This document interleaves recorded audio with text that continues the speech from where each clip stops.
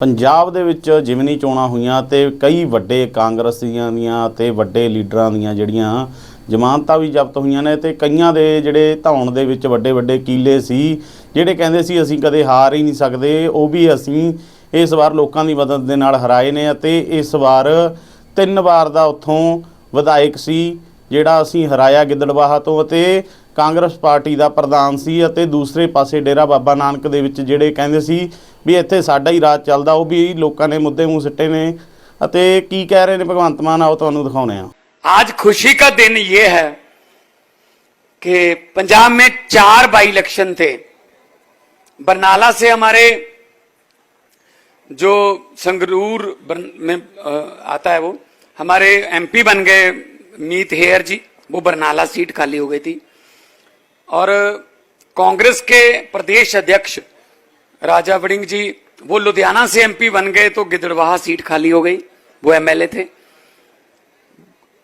डेरा बाबा नानक से जो एमएलए थे वो एमपी बन गए गुरदासपुर से, तो डेरा बाबा नानक सीट खाली हो गई।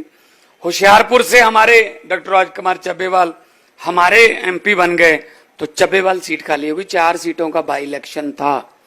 और मैं आपको खुशी से बताना चाहता हूं, उन 4 में से 3 को बड़ी जबरदस्त लीड से जीत के आए हैं, जो आम आदमी पार्टी के पास पहली बार आई हैं। तीनों सीट आम आदमी पार्टी ने पहली बार जीती हैं। वो 22 में इतनी आंधी चल रही थी तब भी नहीं आई थी, अब आ गई, क्योंकि लोगों को कामों का पता चल गया। लोगों को अरविंद केजरीवाल के, लोगों को दिल्ली सरकार के, पंजाब सरकार के काम का करने का पता चल गया कि कैसे काम करते हैं।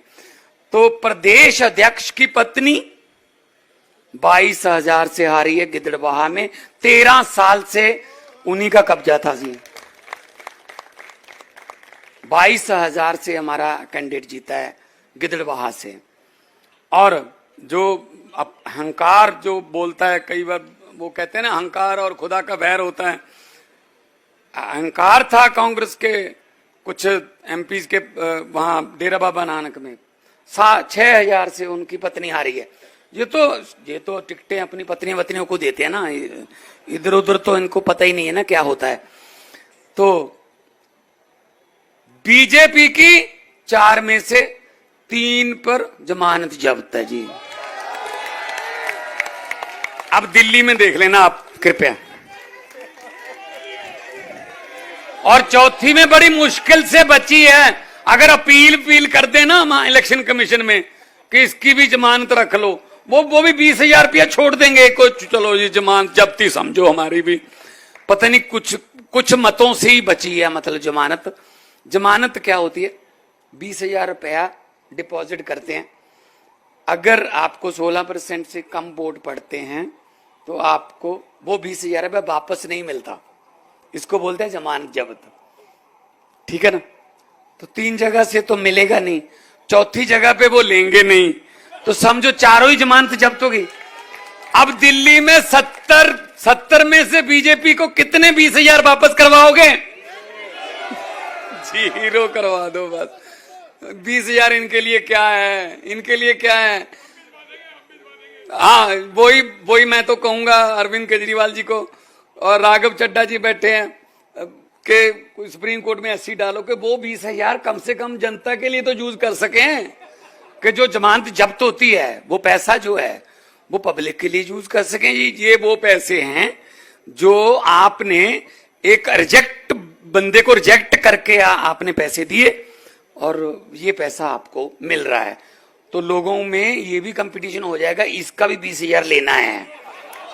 और 20,000 को बढ़ा के थोड़ा 50,000 या लाख भी करना चाहिए, ताकि पब्लिक के पास थोड़ा पैसा, तो जैसे सीएम साहब कहते हैं कि 1 नेशन 1 इलेक्शन नहीं, ये तो हर रोज ही इलेक्शन होनी चाहिए। इलेक्शन के समय तो नेता जो हैं वो काबू आते हैं, इलेक्शन के समय तो कहते हैं हम ये दे देंगे, ये दे देंगे, ये दे देंगे।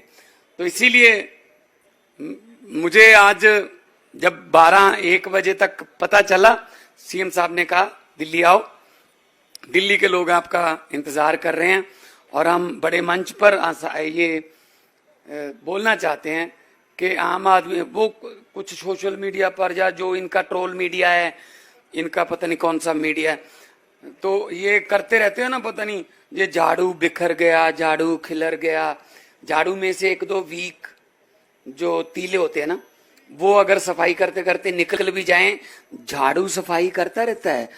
अगर कमल के फूल में से एक पत्ती काट दो, वो कमल का फूल नहीं रहता। अगर पंजे में से एक उंगली काट दो, वो पंजा नहीं रहता। हमारा तो झाड़ू रहेगा, हमारा झाड़ू सफाई करता रहेगा। और पहले इस झाड़ू से हम सिर्फ दुकान या मकान साफ करते थे, अब अरविंद केजरीवाल की अगुवाई में इस झाड़ू से पूरा हिंदुस्तान साफ किया जाएगा।